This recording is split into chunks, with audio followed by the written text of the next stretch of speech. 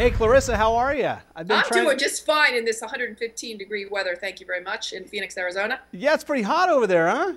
It's too darn hot. Remember that song? Too darn hot. And it is, It's isn't it? too darn It hot. is, isn't it? Oh my God. And I've been trying, Sweltering. I've been chasing you all over the globe for like the last 2 months. I've like chased you to New York, to Los Angeles, to Italy. I mean, I have chased you everywhere to get this interview. Oh my God, you're like a I was busy wondering who woman. that masked man was. Was that you? It was, it Yeah, I'm a absolutely. busy little bee lately. I've been a little on the busy side, but it's all good. I love to travel and I love to have a suitcase always ready, packed to go. You know how Yeah, hard it those are is amazing to things. get valet parking with the mask on. It's really hard. Listen, you should have talked to my people. I should have. I should have. I should have. I know. Your people talk to my people. Yeah, exactly. So yeah. You've been traveling all over the place. I have. I've been traveling all over the place. I'm living now in Phoenix, Arizona. I get out to California frequently. New York, I like to get to as much as I possibly can. And the reason that I went back to Italy, where I had lived for 28 years, this past month, was something that is really kind of really, near and dear to my heart, and it should be to all of our hearts. I was asked by an organization in Italy to sort of spearhead for the United States something called Walking Africa. And what Walking Africa is the campaign to nominate African women as a collective to the Nobel Peace Prize. And they got nominated. So we're really, really excited about that. I got the chance last month to speak at European Parliament in Brussels and at the Department of Foreign Affairs in Italy. Went and met all these amazingly gorgeous, just gracious, elegant, colorful, intelligent African women that they themselves, are bringing a very, very strong message to the world. And I think that, it's time. I mean, Africa is a tough continent. And these women really do live, hell here on earth, I think. I mean, they have a really difficult time between war and genocide and pestilence and AIDS and genital mutilation and all kinds of other things. They really just they live really, really difficult lives. I think it's time for them to have a voice. And so that's what took me to Italy this last time. And how did you get involved in that project? I lived in Italy for a very long time, and when I was doing during the modeling years, I had a really great career there that parlayed into on-camera talent in Italy. So I worked in television a lot there, and what the medium does, and the medium that we so dearly love, and it gives us that possibility and the opportunity and the luxury to garner celebrity status. And that being said, I did have the celebrity status. I still have celebrity status in Italy, and they call me for some things. One of the things I think I'm most proud of, and I was showing you before, if you'd like, I can show you again, is my picture with Pope John Paul, because I was called in twice to have private audience with Pope John Paul for my social work, which was, it's always good to give back. Louis, you always got to give back. You know that, and that's what I try to do.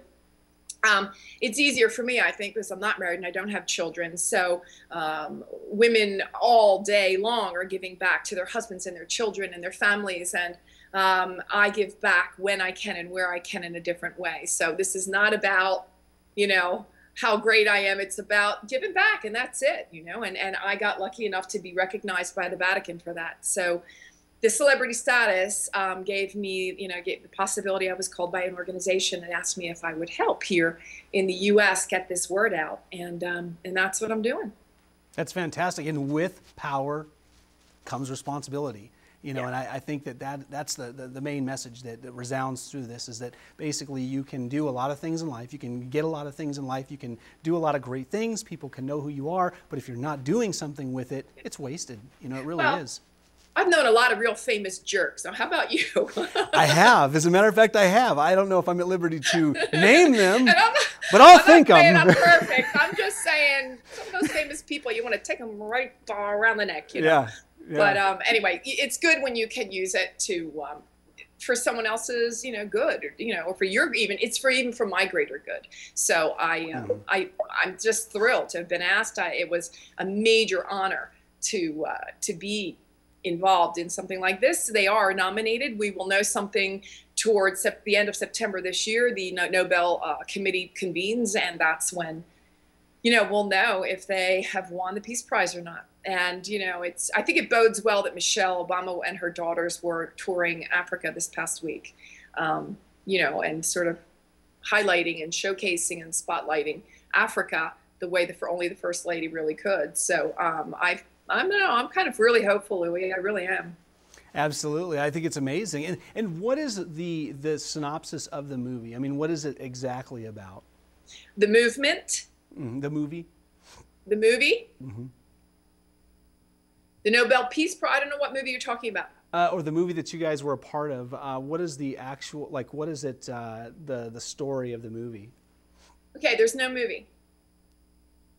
Oh, I don't know. No, what we did, this is the Nobel Peace Prize. And so we got together as a group and went to Brussels to speak and to sensitize the media and the like to this Nobel Peace Prize nomination that African women have gotten, which is really great. It would be great, for it to become a movie. I think that, it probably will become a movie because the story in itself is just so amazing that I know that this organization that has tried more than once to get the nomination for African women again as a collective. So we're talking about the entire continent of African women are nominated to the Nobel Peace Prize and eventually, hopefully, will win. There is no movie yet, unless you know something I don't know, Louis. But if there is a movie, I want to be in. Yeah, I went and I saw the YouTube, and I was a little confused. I saw like the trailer. Okay, so it was kind of a trailer. Okay, great. What you saw then was there's a spot that you can go and take a look at. If you go to Walking Africa, you can see a spot. It's a commercial in a couple of different languages. You can go to NOPPAW, NOPPAW campaign on YouTube and see another, I believe it's a little bit over a minute or maybe a 2-minute mini commercial, if you will, for this campaign. And then Amy Stewart. I don't know if you remember Amy Stewart from back in the 70s. Yeah. Remember the name Amy Stewart? Absolutely. Okay. Good friend of mine, beautiful lady, just absolutely gorgeous. She is living in Italy and has been in Italy for the last 34 years or so. And she sings the song called Walking Africa. So if you go to YouTube now and put in, search Walking Africa, you'll see a whole bunch of different things that are under there. So yeah, it wasn't actually a movie yet, but you are seeing some of the footage that is actually the caravan of the African women that are going from place to place to, as I say, to sensitize, to talk about their Nobel nomination. That's wonderful. And is there been a large group of this magnitude that has been nominated for a Nobel Peace Prize as a collection? Never been done before. Never been done before. This is the first time that anything has ever come across, I think, the Nobel Committee's table as far as a collective is concerned. So that's really neat. How was their first response to it? Pardon me? I don't know.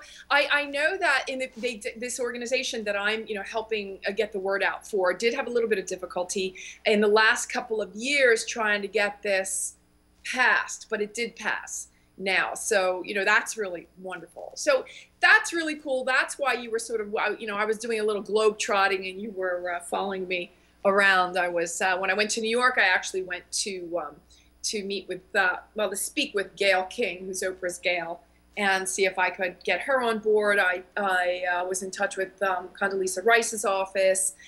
So I'm really trying to get some good, strong African-American voices, women here in the United States to, I'd really like to, get them on board with this and get this as a Nobel Peace Prize win. That would be amazing and phenomenal and fantastic. I know. Can you imagine? Yeah, I mean, I get goosebumps when I think about it, honestly. Yeah. I mean, it's an amazing thing to be a part of anything that has to do with any kind of peace prize, of any kind. I think it's amazing. I think it's cool wonderful stuff. It's really cool stuff. And going around. Okay, we're talking about your stardom and your fame and your history and how you came to be where you're at now. And you were at a young age when you got into modeling and started showing up on the cover of some of the world's most elite magazines. Tell me just a little bit about that. I know you've probably told these stories a million times, but grace our viewers. I haven't told it to you and your you audience. You have not. That's right. All right. Share. So I always knew, I was Mary Poppins in the kindergarten play, Louie. So I think it was written on the wall, kind of, that I was going to be in the biz. I can still sing supercalifragilisticexpialidocious backwards and forwards. I have it still memorized. But, it was pretty much, as I said, written on the wall. This is what I wanted to do. And so I bit the bullet and hid in silence for many years until because I didn't think I could do it. I was one of those people that, I didn't have the greatest self-esteem on the planet. And quite frankly, I can show you pictures back there when I was a kid. And if I show you these pictures, you're going to go, oh, yeah, I see what you mean. And I and others who are watching this find that hard to believe. Someone... Okay.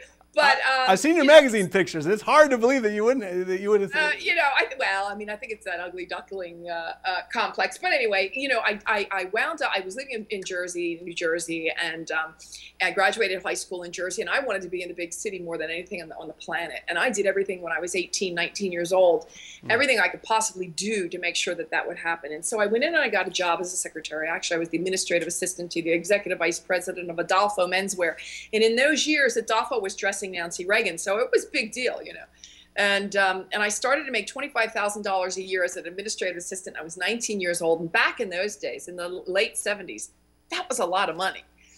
Anyway, so I got into the city, and I used to get up at 5 o'clock every morning, and I take the train, and I get in there, and I just pant, get behind my desk by 8:30 in the morning, work all day, and then I did that for a year.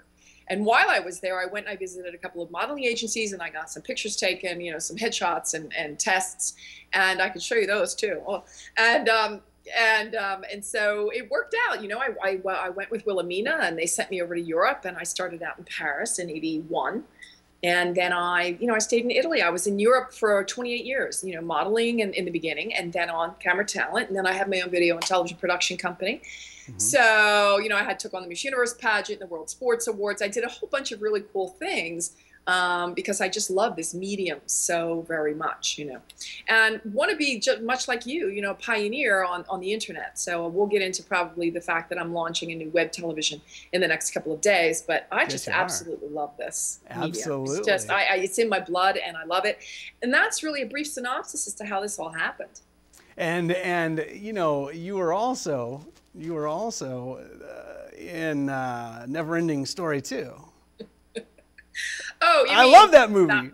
I grew up on that stuff. Queen? Yes. We got to show a clip of that. All right. No, you're kidding. Yes. There she is, the mean queen. There she is, right there. Yes. Right? Zaida. Yeah. And Zaida was stealing the boy's memories because she wanted for him to stay and never go home, and there's something a little weird about that, I thought. But anyway, it was a very, very hot, muggy, humid summer. The summer of 1989 in Munich, Germany. We shot that in some pretty studios that were mega galactic and that you could never air condition, I had two outfits, the green outfit and the red outfit, that had very pointy sequins. So I was constantly cut all the way around my, it was a very, very heavy, and they were very painful costumes to wear. But boy, did I have a blast. I'm telling you, it was, I know that they tried more than 200 girls for that part. And I think that the main reason that I got it was because I had that sinister left eyebrow thing going on, And anyway, I got the part, and it was wonderful. I loved it because it was, also it was a movie for children, and with a great story, with the story of the importance of reading. So that was really cool. And it was fun. There's all kinds of cult status around it now. Obviously good cult, healthy cult status. There's a guy that I'm in touch with in Connecticut that has an old VW van. They call them vans back in the day. Yeah, like the hippie vans. And it's all painted with all the characters from the Never-Ending Story. And I'm like, on the left side panel, you know, so he loves to send that. Nice. You know, there's all kinds of fan clubs, and you know, they're everywhere. But you've arrived when you're painted on the side of some guy's VW van. You know, and I mean that's cool. That's good. Yeah, I mean, I grew up on those movies. You know, that's the Never-Ending Story. It's a great movie. It's a great they were great movies, and you know, I think there were 3 of them or something. I forget, but I had a ball doing that. And apart from the weather and the heat, and you know, Jonathan Brandis was in that movie, and Kenny Morrison was in it, and there were a bunch of players in it, but I can't remember. And that was right. Actually, I'm still in contact with the father of Falcor, you know, the flying dragon. No. And his name is Giuseppe Tornatore, and he still lives in Rome. He's in his upper 80s now, but we're still in contact, still in touch. I call him every year for his birthday, and these were the days when the puppets were still moved manually, and so there were 2 tiers of puppeteers, if you will, and there must have been 14 people that would actually read something that looked much like sheet music, and each note, if you will, on the sheet had a movement. They had 2 handles, you know, per person, and they would move them in these really weird directions to, you know, to raise an eyebrow or to open a mouth or to blink an eye or whatever, you know. So it was really cool. And boom, baby, that was like the last movie that was done the old way, and then Pixar took over and Spielberg came in, and that was the end of that, you know. Yeah. But it was really cool stuff, you know. It was really, really cool stuff. I know they got like Avatar, and when I was a kid, Avatar was the Dark Crystal, you know, and it was all puppets, you know. Exactly. You know, when I was a kid, it was Popeye and the Sailor Man, you know. I know. And his can of spinach that, you know, used to fly in the air, and he used to find it anywhere it was. You know, that was like big deal to us. But those were really the very, you know, last eking moments of the way, you know, the FX were done. Oh, I've also got that I need to show you this. I have my own. I ran into Carlo Rambaldi is the father of E.T. He's also an Italian, and there's another really great story I could tell you. But he drew me my own E.T. And it says something about coming home, Clarissa. I've got it in the other room. I must show it to you. It's absolutely priceless. So Carlo Rambaldi, again, still in Italy and in his upper 80s, but he's with Spielberg's guy from King Kong on. And you know, I was just saying, Super 8 just came out, and there was such a similarity in so many ways to E.T. in that movie. I haven't heard many people say it, but the kid that he cast in the movie was just like Elliot, very similar to Elliot. Oh, same hairstyle. I'll have to go see it. I haven't seen it. Very similar. I just saw Cars 2 the other day with my sister's kids. So the stuff that I mean, it's just nuts what they can do these days. It's just crazy. And okay, now Italy, we have to talk about Italy because you have such a root in Italy and Italian culture. And where did that all start? Somewhere in the middle of your I don't know, because I'm 100% Irish. I know. It's very interesting. And you were married to one of Italy's favorite actors for a while. Okay, never been married. I've never been married. Or almost about to get married. I take that back. Almost going to get married. You know, well, anyway. Or at least it was rumored. Okay, I think what you're talking about, Massimo Troisi, and Massimo Troisi and I were together for about 3 years. He was the actor that was in Il Postino. And he was, I think, the second actor that won an Oscar post-mortem. So he made it until the last day on the set, and then they wrapped, and he, I believe, died that night or the next morning. And we were together for 3 years, and it was a wonderful, wonderful relationship. Give me 30 seconds. No, not even, give me 3 seconds. Oh, yeah. So that's a picture from back in 89. Oh, my goodness. That's Massimo and myself and his father. And that was the year of the Never-Ending Story, too. Pardon me? Pardon me? That was about the same year as the Never-Ending Story, too, right? This was 80. This is probably 88. And he and I did the movie in 89. So those were the years. Those were really, really good years. But he had a difficulty. He had already a valve in his heart when he was a young man, and I think he was 27 or 28 when he went to Houston and had an operation, and so he was not well for many years. And I think he was 40. In fact, it was the 9th of June of 1990, the 4th of June, I'm sorry, of 1994, that he passed. So it's been many years that he's been gone, and but we were together, and he did win an Oscar for Il Postino. So Wonderful. he was an amazing guy. He was a really amazing guy. So we weren't meant to be married because he was beautiful and Italian and famous and he was like a chick magnet, and maybe too many chicks. Okay, there's a lot of things to die from. That's not one of the worst, believe me. And so you also, speaking of just melding your modeling and Italy together, you've been the host or hostess of Miss Universe. I produced Miss Universe. Yeah, several Miss Universe pageants. So I took the license for 5 years and I produced it, and I turned it into a 3-hour live broadcast in prime time, with 2,000 people sitting in water in front of a castle in Calabria, doing numbers like nobody's business, and they were really, really happy. I did my 5 years and then I was done. It was a lot of work. It almost killed me. In fact, that famous castle evening, I had an anaphylactic shock, and which basically means I was starting an anaphylactic shock because the adrenaline it's too much. When you're on stage and you're behind the stage and you're running everything behind and everything in front, sooner or later you're going to short circuit. And so I don't know what happened that night, but I think I had eaten something that kind of went wrong, and I was all jacked up, and next thing you know, they're shooting what are they the cortisone, I guess it was, into my veins so that this attack would pass, and it did, and the show must go on, and it did, life must go on, and it did, and thank God. And but it was great. They were really great years, the Miss Universe years, because what I did was something very different in pageantry. Was I brought on a whole bunch of social things, like from you couldn't smoke in Miss Universe, at my Miss Universe. So we spoke a lot about anorexia and bulimia. We made sure that the AIDS message, was always very present. The safe sex message was very present. And so that was one of the things that, really was kind of set us a little bit apart from the other pageants. The other thing that I did, which everybody really got on me about, was I proved to everybody that my pageant wasn't fixed. And I did that by giving the vote back to the girls. Yeah. I said, guys, you vote. We don't vote.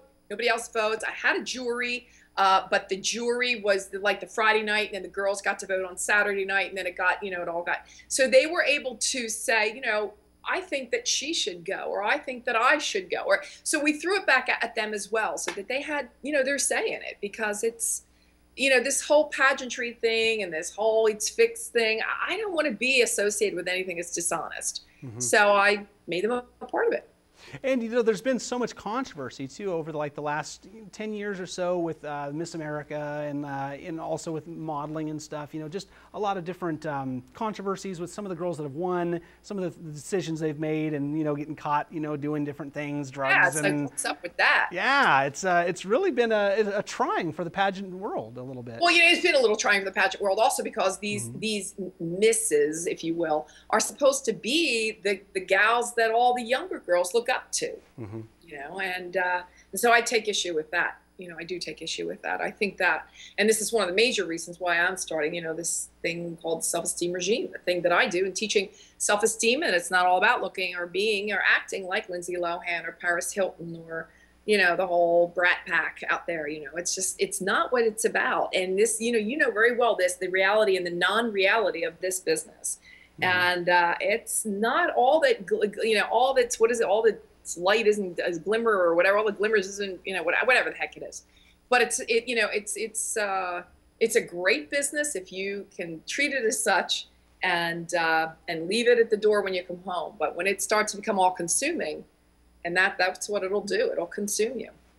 And you become somewhat of an expert to women everywhere. I would call it almost like a self-esteem expert. There's a book that's about to come out, and you are in part of that book. And then you have a book of your own that's coming out in about 6-7 months that's on that subject. Yeah, exactly. And that's a fabulous subject and something that you're able to contribute with a lot of wisdom and a lot of experiences. Tell me just a little bit about that. Well, it's just really, really cool because I know, and I'm only preaching from this pulpit, if you will, because I know the material so well. I feel as though I've been an expert in learning self-esteem along the way, and without boring everybody, there are reasons in my life that I felt, that I didn't have the kind of foundation that I needed when it was time to leave home. And home was one of the reasons I didn't have that foundation.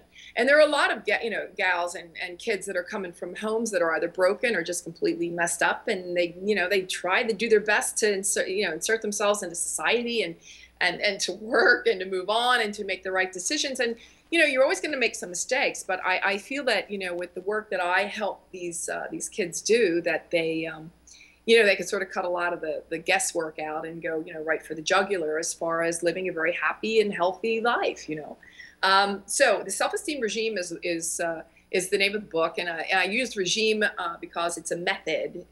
Regime means method.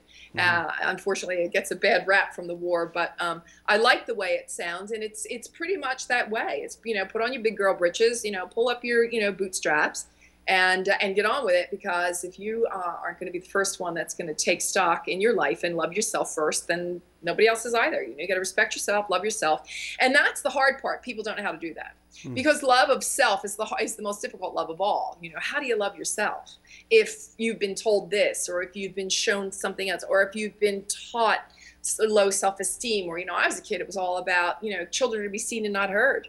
Well, God, I don't think I've shut up since. I know, it's a generational thing too. I mean, that's a very, very popular thing. It's generational, and it's it's the education and the times, obviously, that we lived in. So my work, is teaching, usually girls and women about self-esteem, and so guys are welcome as well. And we have this whole program, ready to rock and roll. The book that's coming out in a month is called Off the Coast of Zanzibar, and Greg Reed wrote this book, the same Greg Reed that wrote 6 Feet from Gold. He's the head of the Napoleon Hill Foundation, so you imagine his work is just amazing. I'll be the 18th chapter in this new book coming out, and it's something that I've called personal envelopment. And personal, as opposed to personal development, where I couldn't hear that word one more time. I just decided that it was really about personal envelopment and love of self, and and enveloping yourself in love. And when you're feeling good about yourself, you're usually feeling pretty good about the rest of the world and everybody else in it. Absolutely, absolutely. And there's so many ramifications too to self-esteem. I mean, it's not just the self-esteem that builds you up to go out and follow your dreams and to achieve your successes, but it's also the self-esteem that keeps a woman in a relationship that's abusive. A bad self-esteem. Yep. A woman doesn't know when to call it quits, and a guy touches her That's one right. time, and I say, hey, one time is it. Get out of there. But there's you hear these stories over and over and over again of, oh, he loves me, and he's just had a bad history, and and I just think no. Well, you know what? Here's the first thing I'll say to that. Yeah. If it hurts, it's not love. Absolutely. Okay. And so that's rule number one. And not only, but a lot of times these women have younger girls in the house that are learning from their mothers, and so they learn that it's okay to put up with that, and it's not. And guys are the other ones that really need to be sort of educated a little bit as far as what's okay and what's not okay. It's Absolutely. not okay. Yeah, guys out there, there's never a time to raise your hand at a woman. You just turn around, walk away, take 10 steps, take a breath, count to 10. Come back in the morning. It is. Yeah. Absolutely. Yeah. Thanks for saying that, because that's it's really paramount and very important. So this personal development, again, it's all about loving yourself and moving forward in love of self. And so we give we have some methods there as well to help people really feel great about themselves. And look, life isn't perfect. It's a difficult place to be at times, but it's also one of the greatest things in the world. Life is just amazing. Absolutely. And sometimes it's just really nothing more than just a very little shift in thought. Yeah. And, it's just so cool. The ramifications here are just you could be here all day blabbing about this because I'm so passionate about it. Absolutely. And I've helped quite a few girls along the way that have found themselves in those abusive situations. They've come to live with me, or there was recently a girl that I found up in Vegas who was living the life and had gotten caught up in a lot of drugs, and she came to me when I was up there at a trade show and said, can I talk to you? I said, yeah, what's up? You know, she knew of my work and thought, you know, it's what she wanted to do. And she's a beautiful girl. And I told her, I said, you know, honey, she says, I have to get out of Vegas. It's consuming me. I said, well, I just live in little old Cave Creek, Arizona, but you're more than welcome, you know, to come down. And she did. And she stayed with me for about 2 months. She changed her license plate. She changed her cell phone number. She changed her life. She changed everything about the way she was living. She changed. She hasn't touched a drug since. She's working, you know, she's still a cocktail waitress, but she's not in the life anymore until she can find. She's only 25. You know, I mean, I'm not saying that, you know, that's what she did is right, but, you know, I'm not here to preach and I'm not here to, you know, to judge. I'm just here to help her. And I did. And that felt really great. And I've helped other women. Yeah. Other women along the way to get out of kind of abusive situations. And that just feels great. You know, it does.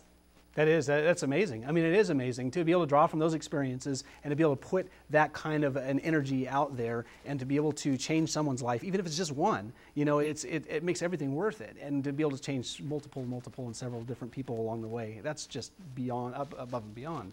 Yeah, it's amazing. That's great. Yeah. Well, I ask for direction every day, Louie, and then they put these people in my path. And absolutely. There you go. I love it. I love what you're doing. And okay, I don't want to spoil the book, or I'd ask you more questions about, you know, people are going to just have to go and buy the book because you know it's going to be good. So I'm not going to let us spoil it by telling everything. I'll let you know when it comes out. So yeah, I'll let you know when it comes out. But the TV show, that's ClarissaBurt.tv. Well, ClarissaBurt.tv is the look good, feel good, be good television, and that's it. And with the do good concept. Yeah. So every week I'll come out with products or services, people or, you know, entrepreneurs or, you know, thought leaders or whatever, you know, that will do something or will tell us something, will teach us something, that will share something with us in every one of those four aspects of the new site. So it's look good, feel good, be good, do good.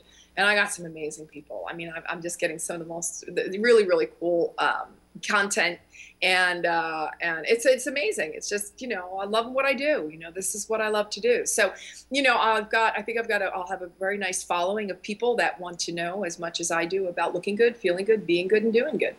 Because when you're doing one of the four, usually the other one works. It all intertwines. When you're looking good, you're doing good. When you're doing good, you're being good. When you're being good, you're feeling good. When you're feeling good, you're looking good. When you're looking good, you're doing. You know, it's just like absolutely. You know, it just works. You know. Absolutely. Well said. Well said. And it is so true. It's like one gives birth to the other, gives birth to the other, and if you have one, you have the other.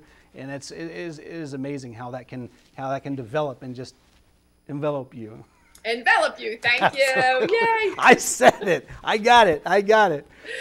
And personal envelopment. Absolutely. And I'm glad I got a chance to talk to you today. Finally got a chance to catch up with you. Yeah, I know. And I'm glad our viewers got to catch up with you. Yeah, absolutely. And I want to keep on following what you're doing, and I want our viewers to continue to follow what you're doing. And you know, we'll have all kinds of stuff up on the website also that people can click on the links and stuff like that. And we'll put up a graphic on the screen. And I just appreciate you coming on the show, and it was an honor and a privilege to be able to talk to you today. Thanks so much, Louie. I really appreciate your time, man. You're doing some great stuff.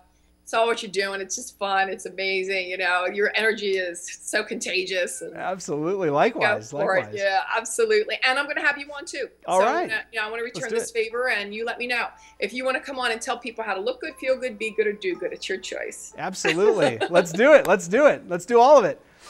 Okay. Everyone, Clarissa Burt. I don't know if I'm going to be as persevering as you. I don't know if I'm going to follow you all over the world to do this. No, I know. I move a little bit slower. I'm a little easier to catch. There it is, Clarissa Burt, everyone. It's awesome. Following Louie anywhere. There you go.